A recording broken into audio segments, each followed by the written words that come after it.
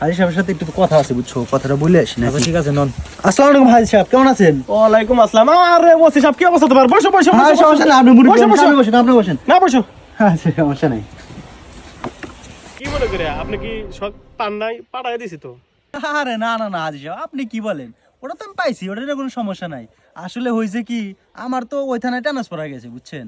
আচ্ছা। আর হাজি সাহেব কথা হলো কি, আমার তো এই থানার প্রতি অনেক মায়া আছে, ঠিক আছে, আমি এই থানায় থাকতে চাই। তো আমি আপনার কাছে 50,000 টাকা দিয়ে যাবো। 6 মাস পরে আমি মনে করেন যখন 70,000 টাকা হবে, তখন আমি ওই থানা থেকে এই থানায় আবার চলে আসবো বুঝছেন। ওকে। তা তো বটেই, তা তো বটেই। সারা জীবন ওসি সাহেব একটি হাতে দিতে আমার পকেট খালি। ওসি সাহেব উল্টা আমাকে 50,000 টাকা দিবে আর চাই। কাহিনী কি রে? কাহিনী ঠিকই আছে, ওসি সাহেবের আর থানায় পোস্টিং হয়েছে। হাজি সাহেব, আরে কামের পাড়া আমারই ভাই। বুঝছি বুঝছি বুঝছি, তুমি একটু অসুস্থ তো, তোমাকে টাকা আমি দিয়ে দিই। আর টাকাটা দিয়ে দে। এই যে যাবে তো হাজি সাহেব এ কে? আরে ওইলো ওই পাশের গ্রামের দেহ ব্যবসায়ী। আমার কাছে 500 টাকা রাখছিল, এই 7 দিন পরে 1000 টাকা নিয়ে গেল। ও, আপনার তো এই গুণটা খুব ভালো।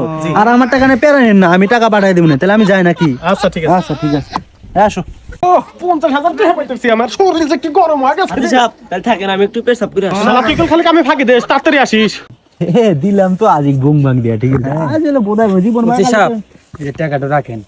ঠিক আছে ঠিক আছে ঠিক আছে।